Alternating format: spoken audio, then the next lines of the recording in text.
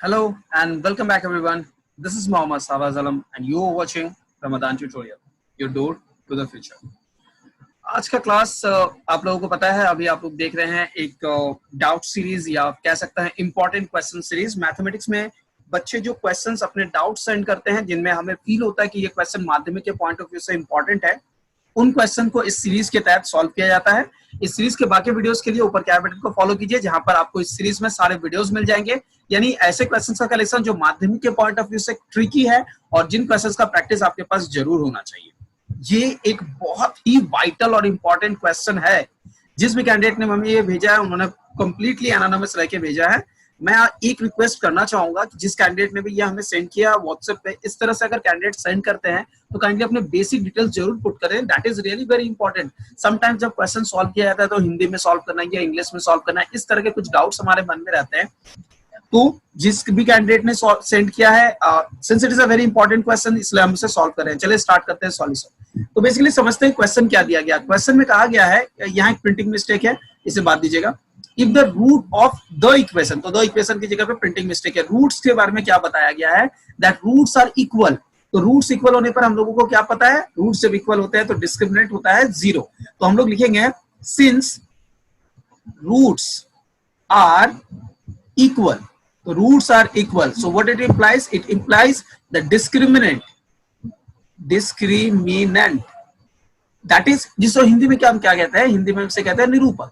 तो निरूपक जो होगा वो हो जाएगा 0। So discriminant is nothing but b square minus 4ac, b square minus 4ac, that is going to be equals to 0।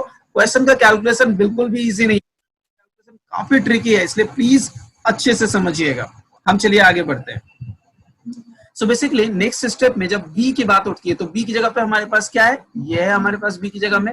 b की जगह पे हम लोग देखते हैं हमारे पास है bc माइनस ab। मैंने देखिए यहाँ पर ऑर्डर मेंटेन किया है। आप लोगों को मैंने इससे पहले क्वेश्चंस में भी बताया है कि जब भी इस तरह के क्वेश्चंस आते हैं सबसे पहले उनके सीक्वेंस, अल्फाबेटिकल सीक्वेंस मेंटेन कीजिए। तो ये हमारा b हो गया, b square minus 4 times of a की जगह पर हमारे पास है ये term a times of b minus c। तो हम क्या करते हैं, इसे ब्रैकेट ओपन करके लिख लेते हैं। तो ये हो जाएगा हमारे पास ab minus ac।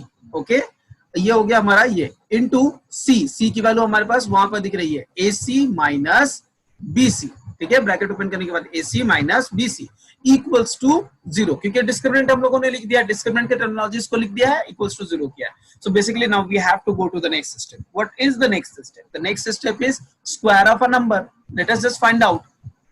It is going to be b square c square plus a square b square minus 2। a एक बार है लेकिन b 2 बार है, तो b स्क्वायर c माइनस, आपको पता है यहाँ ब्रैकेट ओपन करना है, तो मैं इसे 2 स्टेप में कर सकता हूँ, एक स्टेप में करने की कोशिश करता हूँ। -4 का मल्टीप्लीकेशन करना है पूरे रिजल्ट के बाद। आपको पता है a यहाँ मल्टीप्लाई होगा तो a स्क्वायर बी सी होगा, a स्क्वायर बी सी होगा और -4 का मल्टीप्लीकेशन। नेक्स्ट जब मल्टीप्लीकेशन होगा तो ये हो जाएगा minus of a b square c, लेकिन माइनस ऑफ माइनस मल्टीप्लाई होकर प्लस हो जाएगा और 4 भी यहाँ रिजल्ट में आने वाला है। अब माइनस से मल्टीप्लीकेशन करेंगे तो ये होगा 2 बार माइनस AC है, तो ये हो जाएगा a स्क्वायर सी स्क्वायर और -4 का मल्टीप्लीकेशन होके +4 इसे कन्वर्ट कर देगा।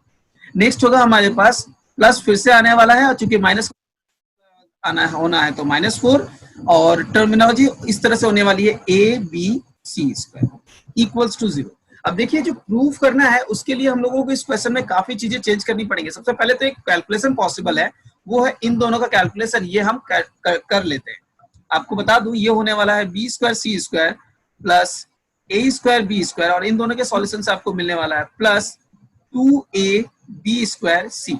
अब रिमेनिंग टर्म्स को हम कुछ इस तरह से सजाएंगे कि हमें एक फॉर्म चाहिए वो मिल जाए। देखिए ये जो टर्म है ना, मैं इसे यहाँ पे लिख रहा हूँ 4a स्क्वायर सी स्क्वायर। अब इन दोनों टर्म्स को मैं कुछ इस तरह से लिखता हूँ कि मैं लिखता हूँ माइनस और 4 लिखता हूं, और यहां पर से जो चीजें कॉमन है उनको कॉमन निकाल लेते हैं। ABC है जिसमें स्क्वायर है, यहां पर भी ABC है इसमें स्क्वायर है, तो मैं ABC तीनों ही टर्म कॉमन कर सकता हूं, लेकिन मैं करूंगा नहीं क्योंकि मुझे इसमें एक और टर्म अंदर रखना है जो मेरी जरूरत है, उसके बारे में भी मैं आपको समझाता हूं। तो बेसिकली यहाँ पर आपको ABC है, यहाँ पर भी ABC है और 4 है। मैं कॉमन कुछ नहीं कर रहा हूँ अभी फिलहाल, मैं चलिए ABC पूरी कॉमन कर लेता हूँ। तो यहाँ पर हमारे पास a बचेगा और -4 कॉमन है, तो यहाँ पर हमारे पास प्लस सी बचेगा और हमारे पास बाहर में आएगा, चूंकि ए कॉमन हो गया है तो यहाँ पर हमारे पास ए नहीं बची।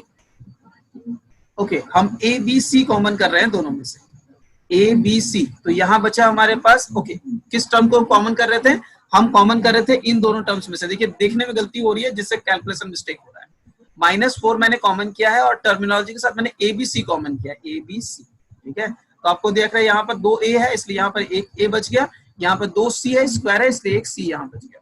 देखिए क्या होने वाला है अगला स्टेप वो समझिएगा, क्योंकि अगले स्टेप में बहुत बड़ा करामात होने वाला है जो आपको बहुत सारी चीजें सिखाने वाला है। मैं कुछ इस तरह से इक्वल टू 0 लिखता हूं। अब मैं जो करने जा रहा हूं उसे ध्यान से देखिए। अगर आप ध्यान से देखोगे तो यहां से यहां तक देखिए, ये माइनस वाला टर्म था तो माइनस का स्क्वायर था, ये प्लस वाला टर्म है तो प्लस का स्क्वायर हो जाएगा, यानी कि ये होने वाला है बीसी माइनस ए बी का होल स्क्वायर। हो गया पहला पार्ट क्लियर। अब इसे देखो, मैं इसको लिखता हूं प्लस 2ac का होल स्क्वायर। हो गया। अब देखो अगर इसे ए स्क्वायर इसे बी स्क्वायर समझ रहे हो तो यहां पर मैं लिखता हूं ऐसे, 4 को 2 भाग में लिखता हूं 2, ठीक है, और एक टर्म लिखता हूं यहां पर से 2, यहां से मैंने निकाल के ए सी दिया, 2ac है ना एक, तो ए सी दिया। और अगर मैं यहां पर बी को अंदर एंटर करवा दूं तो ए बी होगा प्लस बी सी होगा। अब देखो ए बी होगा और ओके, ये प्लस का स्क्वायर था ना, ये प्लस का फॉर्मूला है तो प्लस हो जाएगा। अब देखो a square plus b square minus 2ab दिख रहा है आपको, इक्वल्स टू 0। यहाँ स्टेप को फिर से समझाता हूँ।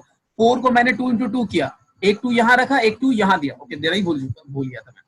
यहाँ पर एबीसी में से बी को मैंने अंदर मूव करवा दिया, एंटर किया, और एसी को बाहर छोड़ दिया, ये यहाँ रह गया, और एक 2 मैंने यहाँ से दिया, और ये टर्म के अंदर में जो बी मल्टीप्लीकेशन किया ए बी बी सी। अब देखो ये a square plus b square minus 2ab दिख रहा है, तो हम लोग उसे क्या लिख सकते हैं, B C plus A B minus, क्योंकि माइनस है ना, 2ac का होल स्क्वायर। तो ये होल स्क्वायर के फॉर्मूला में कन्वर्ट हो गया। जब भी किसी का होल स्क्वायर 0 होता है, वो नंबर इंडिविजुअली 0 होता है, तो bc plus A B minus 2ac जो है वो भी इक्वल्स टू 0 होगा। जब ऐसे 0 होगा तो आप ac को दूसरी तरफ मूव करवा सकते हो, और इधर में b कॉमन होगा, तो b कॉमन करने पे आपके पास होगा a प्लस सी, और 2 को उस तरफ मूव करवाओगे तो 2ac होगा। चलो क्रॉस डिवीजन करते हैं। क्रॉस डिवीजन करने के बाद हमारे पास जो स्टेप कैलकुलेशन होगा वो मैं यहाँ लिखने जा रहा हूँ। तो a प्लस सी के नीचे में मैंने ac मूव कर दिया, और 2 के नीचे में मैंने b मूव किया। ये क्रॉस में मैंने डिवाइड किया दोनों टर्म्स को, ठीक है। इधर में से ac को मूव करवाया, इधर में से b को मूव करवाया। अब जब इसको डिवाइड करोगे, आपको ये पता है ना, a बाई ac कर सकते हैं, प्लस c बाई ac कर सकते हैं, और दूसरी तरफ 2 बाई b रखिए। देखिए a कैंसिल हो जाएगा तो क्या बचा, 1/c। यहाँ c कैंसिल हो गया तो क्या बचा, 1/a is equal to 2/b। This is the thing that you were searching for. आपने फाइनली प्रूफ पा लिया। आई होप कि ये क्वेश्चन आपको समझ आया होगा। ट्रिकी क्वेश्चंस में है, लेंदी क्वेश्चंस में है, माध्यमिक के लिए इंपॉर्टेंट भी है। मैं चाहूंगा कि आप लोग इस क्वेश्चन को अच्छे से प्रैक्टिस करें, और 2-3 बार बनाने के बाद वीडियो पसंद आया है या नहीं ये जरूर हमें बता दें। डिसलाइक करें अगर वीडियो में कोई प्रॉब्लम है, तो किसी तरह की कोई प्रॉब्लम फेस कर रहे हैं डेफिनेटली हमें कमेंट करके बताएं।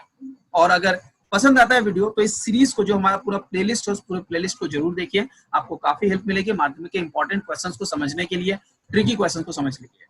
मेरा नाम है मोहम्मद शाहबाज आलम, आप देख रहे थे Ramzan tutorial. Thank you so much, see you in the next class.